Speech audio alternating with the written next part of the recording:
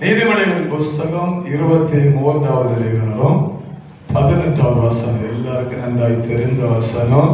வாசியுங்கள். நீதிமொழிகளின் புஸ்தகம் 23வது அதிகாரம் 18வது வசனம்.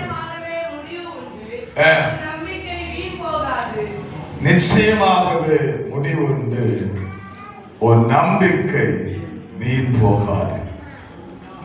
பாருங்கள், வேதத்திலே அநேக இடங்களிலே நிச்சயமாகவே என்கிறதான வார்த்தை உச்சரிக்கப்படுகிறது. நிச்சயமாகவே அப்படின்னா கண்டிப்பாக என்று நாம் சொல்லலாம்.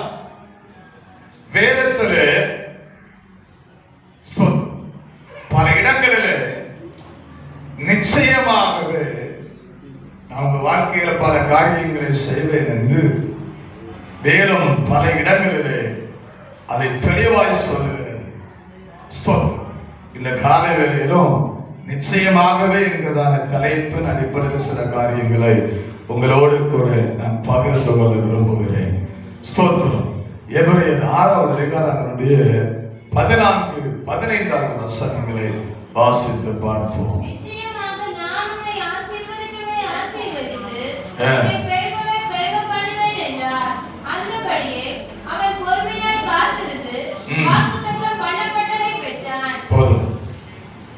நிச்சயமாகவே நான் உன்னை ஆசீர்வதிக்கவே ஆசீர்வதித்து உன்னை பெருகவே பெருக பண்ணுவேன். நம்பர் 1, நம்முடைய தேவன் நிச்சயமாகவே நம்மை ஆசீர்வதிப்பார். இஸ்ரவேலை ஆசீர்வதிப்பது எனக்கு பிரியம் என்று தேவன் சொன்னார். இந்த கிராமத்தில் அநேக நூற்றுக்கணக்கான ஜனங்கள் வாழுகிறார்கள். ஆனால் உங்களை மாத்திரம் தேவன் எதற்காக தெரிந்து கொண்டார் என்றார், ரட்சித்தார் என்றார், உங்களை மாத்திரம் தேவனுடைய பிள்ளைகளாக உங்களை மாற்றினார் என்றார், இந்த கிராமத்திலே நீங்கள் வாழுகிற பகுதிகளிலே ஸ்தோத்திரம், உங்களுடைய குடும்பங்களை ஆசீர்வதிக்கப்பட்ட குடும்பங்களாய் தேவன் மாற செய்யும்படியாக தேவன் உங்களை தெரிந்து கொண்டார். தேவன் உங்களை தேடி வந்தார். தேவன் உங்களை ரட்சித்தார். அவர் நிச்சயமாகவே நம்மை ஆசீர்வதிக்கிறார். இவ்வாண்டிலே கர்த்தர் நமக்கு தந்த வாக்குத்தத்த வார்த்தை கூட ஆசீர்வாதமான வார்த்தை. நான் என்று முதல் உங்களை ஆசீர்வதிப்பேன்.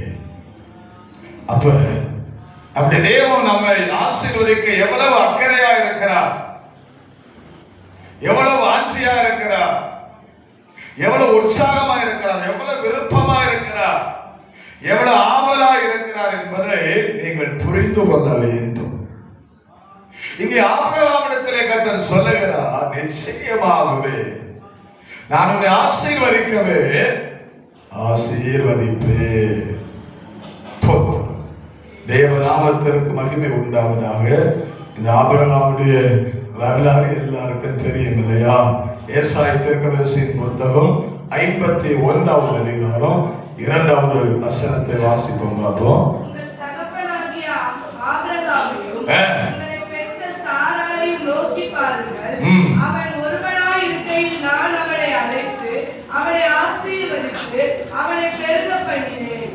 அவன் ஒருவனாய் இருக்கையில் அவனை அழைத்து ஆசீர்வதித்து பெருக பண்ணினேன்.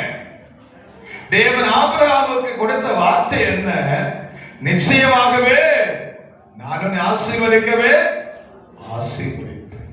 இங்க ஏசாயா தீர்க்கதரிசியின் புத்தகத்தில் வாசிக்கிறோம், அவன் ஒருவனாய் இருக்கையில் அவனை அழைத்து ஆசீர்வதித்து பெருக பண்ணினேன்.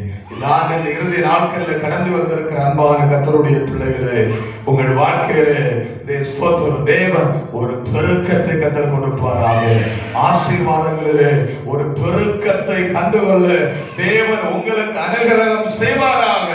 கடந்த நாட்களில் கடந்த மாதங்களில் உங்கள் வாழ்விலே நன்மைகளை தடை செய்த தடைகளை கர்த்தர் மாற்றி இந்த 12வது மாதத்திற்குள் காலடி எடுத்து வைத்திருக்கிற தேவ பிள்ளையோ உங்க வாழ்க்கை வாழ்க்கையில சில பெருக்கங்களை நீங்க காண போறீங்க.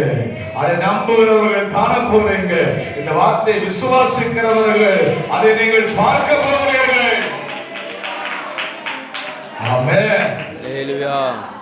ஆபிரகாம் ஒருவனாக இருந்தார். ஆதியாகமத்தின் புத்தகம் 12வது அதிகாரத்திற்கு நேராக நம்முடைய சிந்தனையை திருப்புவோம் என்றார். தேவன் ஆபிரகாமை தெரிந்து கொள்கிறவர் அங்கே வாசிக்கிறோம். அது மாத்திரமல்ல, ஆதியாகமத்தின் புத்தகம் 18வது அதிகாரம் அதனுடைய 10வது வசனத்தில் சில வசனங்கள் வாசிங்க பார்ப்போம். காலகட்டத்தில் நிச்சயமாய் உன்னிடத்திற்கு திரும்ப வருவேன். அப்பொழுது உன் மனைவியாகிய சாராளுக்கு ஒரு குமாரன் இருப்பான் என்றார். சாராள் அவருக்கு பின்புறமாய் கூடார வாசலில் இதை கேட்டுக் கொண்டிருந்தார். ஆபிரகாமும் சாராளும் வயது சென்று முதிர்ந்தவர்களாய் இருந்தார்கள். ஸ்திரீகளுக்குள்ள வழிபாடு சாராளுக்கு நின்று போயிற்று. ஆகையால் சாராள் தன் உள்ளத்திலே நகைத்து, நான் கிழவியும் என் ஆண்டவன் முதிர்ந்த வயதுள்ளவருமான பின்பு எனக்கு இன்பம் உண்டாயிருக்குமோ என்றார். ரோம 4வது அதிகாரம் 18வது வசனத்திலிருந்து வாசிங்க, 22வது வாசிங்க. ரோம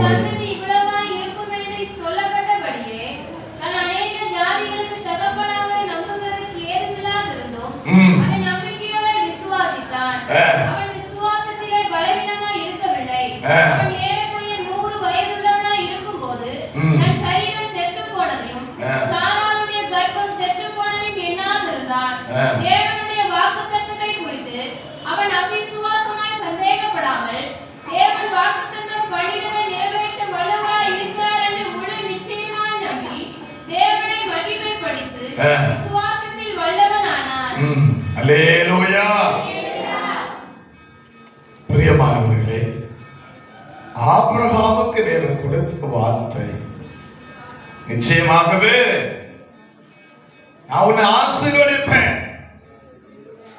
ஆனால் இந்த ஆபிரகாமுடைய வாழ்க்கையில ஆசீர்வாதங்கள் கடந்து வருவதற்குரிய வாய்ப்புகள் ரொம்பவும் குறைவு. இன்னும் சுருக்கமா சொல்ல போனா, ஆபிரகாம் சாராளுக்கு ஆமென் குழந்தை பிறப்பது என்பது அது சாத்தியம் இல்லாத காரியம்.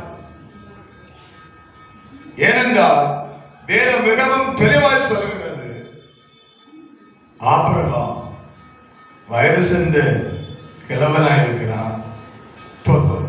சாராளும் அவளும் கிழமையா தான் இருக்கிறார். கர்த்தருக்கு மகிமை உண்டாகட்டும். பாருங்கள், ஆதியாகமத்தின் புத்தகம் 18வது அதிகாரத்திலே ஸ்தோத்திரம், இந்த ஆபிரகாம் சாராளுடைய வீட்டிற்கு 3 தேவ மனிதர்கள், தேவ தூதர்கள் வருகிறார்கள். இப்ப கர்த்தர்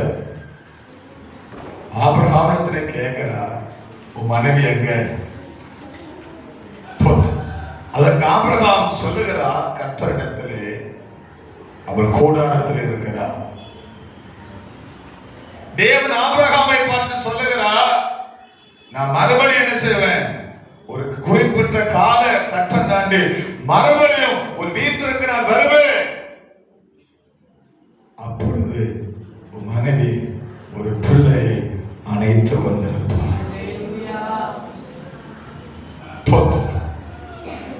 ஆபிரகாமுக்கு தேவன் கொடுத்த வார்த்தை, நான் உன்னை ஆசீர்வதிப்பேன், உன்னை பெருக பண்ணுவேன், நான் நிச்சயமாகவே உன்னை ஆசீர்வதிப்பேன். சாராளுடைய கற்பம் செத்து போயிற்று என்று வேதம் சொல்லுகிறது. ஆபிரகாம் தாத்தாயிட்டார். உலக பிரகாரமாக ஆபிரகாம் சாராள் ஆசீர்வதிக்கப்படுவதற்கு எந்த ஒரு வாய்ப்பும் இல்லை. தேவன் சொல்லுகிறார், மனுஷனால் கூடாதது தேவனால் கூடும்.